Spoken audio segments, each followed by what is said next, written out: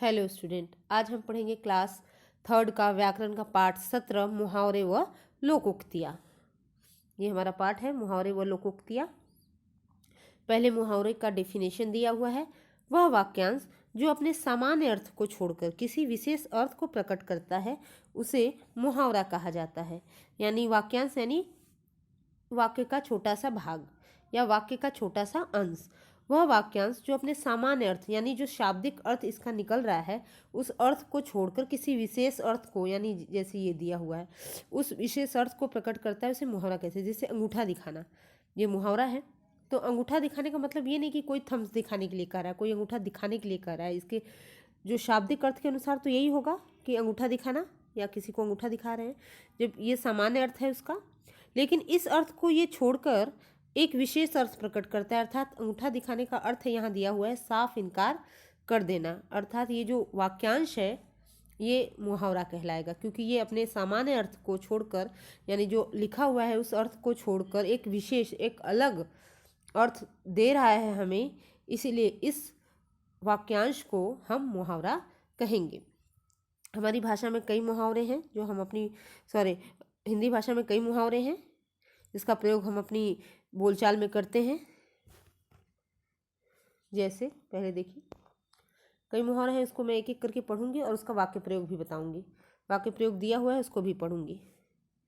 अंगूठा दिखाना, अंगूठा दिखाना यानी साफ इनकार कर देना। जब हमें किसी की मदद नहीं करनी होती है, उसको इनकार करना होता है, उसके लिए एक मुहावरा हम लोग प्रयोग करते हैं कि अंगूठा दिखाना। इसका वाक्य प्रयोग देखिए।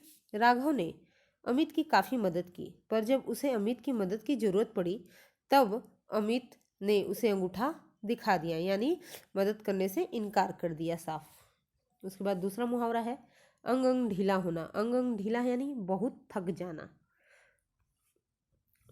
यहाँ वाक्य प्रयोग देखिए इसका। लगातार 5 घंटे साइकिल चलाने के कारण मेरा अंग अंग ढीला हो गया है। उसके बाद देखिए तीसरा है अक्ल का अंधा यानी बेवकूफ़ होना। अक्ल का अंधा, इस मुहावरे का अर्थ होता है बेवकूफ़ होना। वाक्य प्रयोग देखिए। आप तो अक्ल के अंधे हैं, उसकी हरकत से आपको पता नहीं चला कि वो आपको मूर्ख बना रहा है। अक्ल के अंधे यानी आप तो बेवकूफ़ हैं, उसकी हरकत से आपको पता नहीं चला कि वो आपको मूर्ख बना रहा है।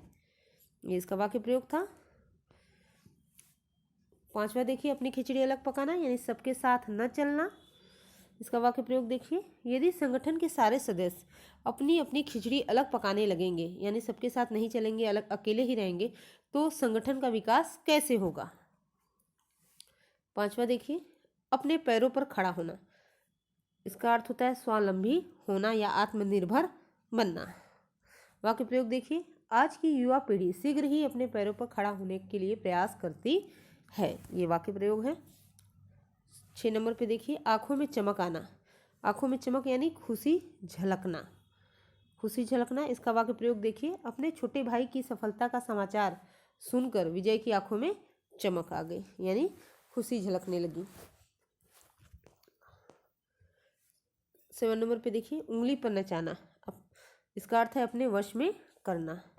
यह देखकर आश्चर्य होता है कि तृतीय श्रेणी का एक क्लर्क अपने अधिकारियों को अपनी उंगली पर नचाता है। ये वाक्य प्रयोग है इसका। 8 नंबर पे देखिए आंखें नीली पीली करना यानी नाराज होना। आंखें नीली पीली करना यानी नाराज होना। इसका वाक्य प्रयोग देखिए। आप आंखें नीली पीली क्यों कर रहे हैं? मैंने कोई गलत काम नहीं किया है। यह है वाक्य प्रयोग इसका।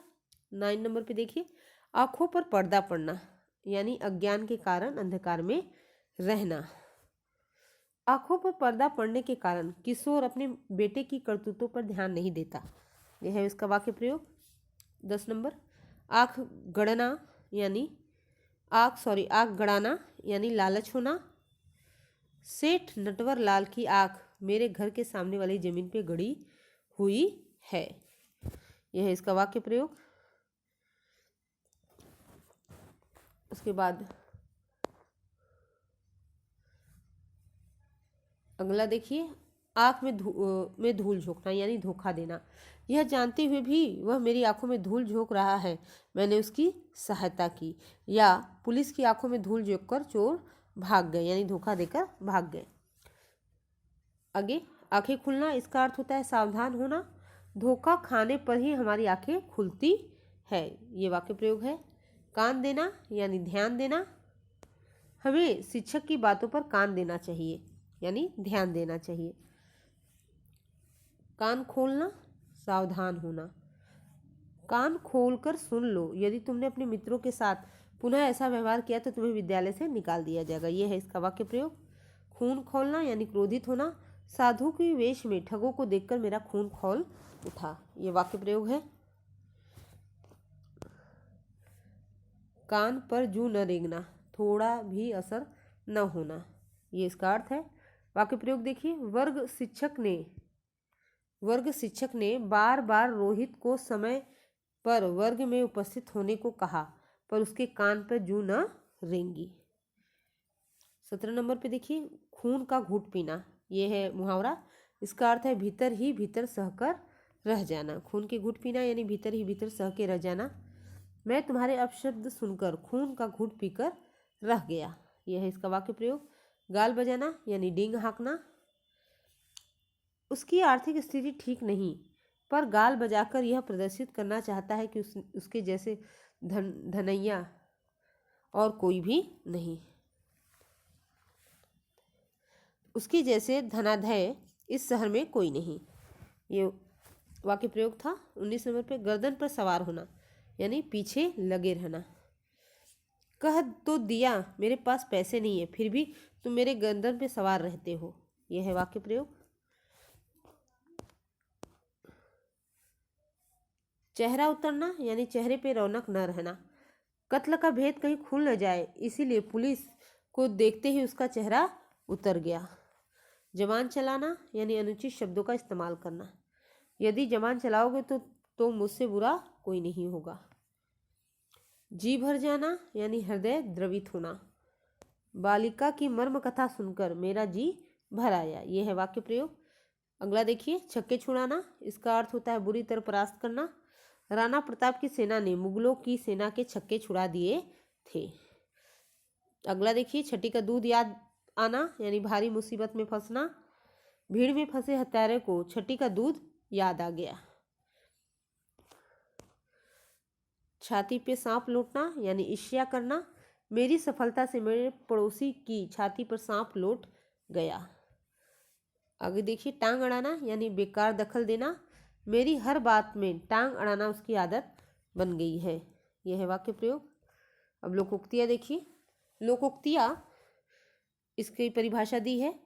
समाज के अनुभवों के सार को लोकोक्तियाँ अथवा कहावत कहते हैं। यहाँ समाज के अनुभवों के सार को हम लोकोक्तियाँ या कहावत कहते हैं। जैसे चिराग तले अंधेरा, इसका अर्थ होता है अपनी कमी दिखाई न देना। न्यायालयों में भ्रष्टाचार चिराग तले अंधेरे की कहावत चरितार्थ करता है। एक अनार 100 बीमार यानी चीज कम चाहने वाले अधिक। सारे गांव में एक ही डॉक्टर है और मरीजों की भीड़ लगी रहती है। भाई ये तो एक अनार 100 बीमार वाली बात हो गई। तीसरा है दूध का दूध पानी का पानी यानी ठीक ठीक न्याय करना। राजा विक्रमादित्य दूध का दूध पानी का पानी कर दिया करते थे यानी ठीक ठीक न्याय करते थे, ये वाक्य प्रयोग है।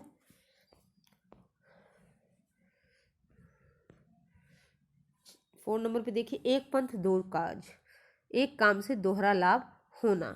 इसका वाक्य प्रयोग देखिए।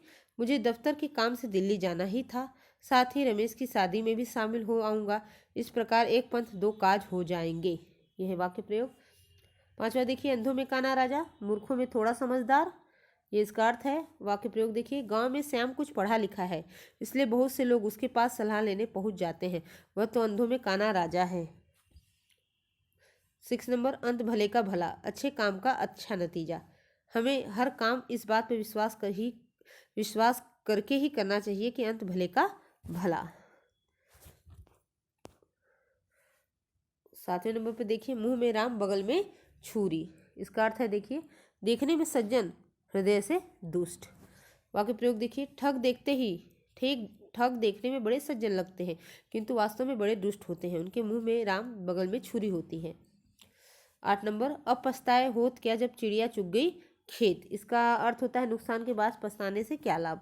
वाक्य प्रयोग देखिए। पूरे साल आवारागर्दी करते रहे, अब फेल होने पर क्यों रोते हो, अब पछताए होत क्या जब चुड़िया चुग गई खेत। 9 नंबर पे काला अक्षर भैंस बराबर, इसका अर्थ होता है बिल्कुल अनपढ़। इसका वाक्य प्रयोग देखिए, वह स्वयं तो पढ़ा लिखा नहीं है पर उसकी पत्नी के लिए तो काला अक्षर भैंस बराबर है। सॉरी, वह तो स्वयं पढ़ा लिखा है पर उसकी पत्नी के लिए तो काला अक्षर भैंस बराबर है। यह है वाक्य प्रयोग। 10 नंबर कंगाली में आटा गीला होना, इसका अर्थ है मुसीबत में और मुसीबत आना। वाक्य प्रयोग देखिए, रामू पहले ही परेशान था, दूसरी उसकी साइकिल चोरी हो गई, इसे कहते हैं कंगाली में आटा गीला। अब अभ्यास कार्य देखिए इसका। प्रश्न संख्या 2 से हम शुरू करेंगे। दिए गए मुहावरों के अर्थ लिखिए। दिए गए मुहावरों का अर्थ लिखिए।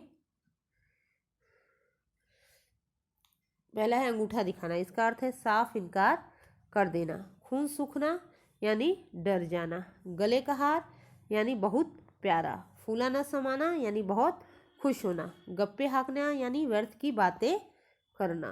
व्यर्थ की बातें करना। ये हो गया। दिए गए मुहावरों के अर्थ मिलान कीजिए। प्रश्न संख्या 3, दिए गए मुहावरों के अर्थ से मिलान कीजिए। जबान चलाना यानी अनुचित शब्दों का इस्तेमाल करना। अंग अंग ढीला होना यानी बहुत थक जाना।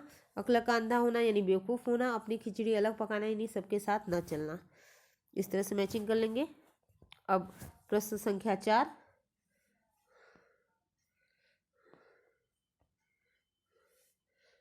दी गई लोकोक्तियाँ के अर्थ लिखिए। काला अक्षर भैंस बराबर यानी बिल्कुल अनपढ़।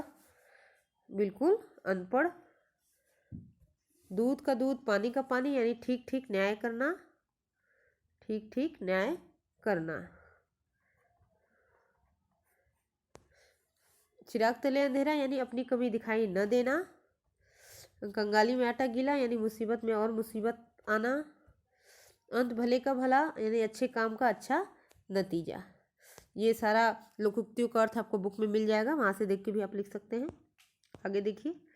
अब नोटबुक कार्य देखिए। पाठ 17 लिखेंगे, फिर लिखेंगे मुहावरे व लोकोक्तियाँ। प्रश्न पहला, निम्नलिखित प्रश्नों के उत्तर लिखिए। निम्नलिखित प्रश्नों के उत्तर लिखिए। उसके बाद मुहावरा किसे कहते हैं, ये हमारा प्रश्न है। उत्तर देखिए। प्रश्न क में मुहावरा किसे कहते हैं, उत्तर देखिए। वह वाक्यांश जो अपने सामान्य अर्थ को छोड़कर किसी विशेष अर्थ को प्रकट करता है उसे मुहावरा कहा जाता है। ये है उसका उत्तर। प्रश्न ख, लोकोक्तियाँ किसे कहते हैं, उत्तर है समाज के अनुभवों के सार को लोकोक्तियाँ कहते हैं। या फिर इसका दूसरा उत्तर भी ये है, जन साधारण में प्रचलित बातें व कहावतें लोकोक्तियाँ कहलाती है। तो आपके लिए ये आसान है, इसलिए ये लर्न भी करिएगा, लिखिएगा भी कि समाज के अनुभवों के सार को लोकोक्तियाँ कहते हैं। तो इस तरह से हमने पाठ भी पढ़ लिया है, समस्त पुस्तक अभ्यास और नोटबुक कार्य भी देख लिया है। तो आज के लिए बस इतना ही। मिलते हैं नेक्स्ट क्लास में। Thank you student.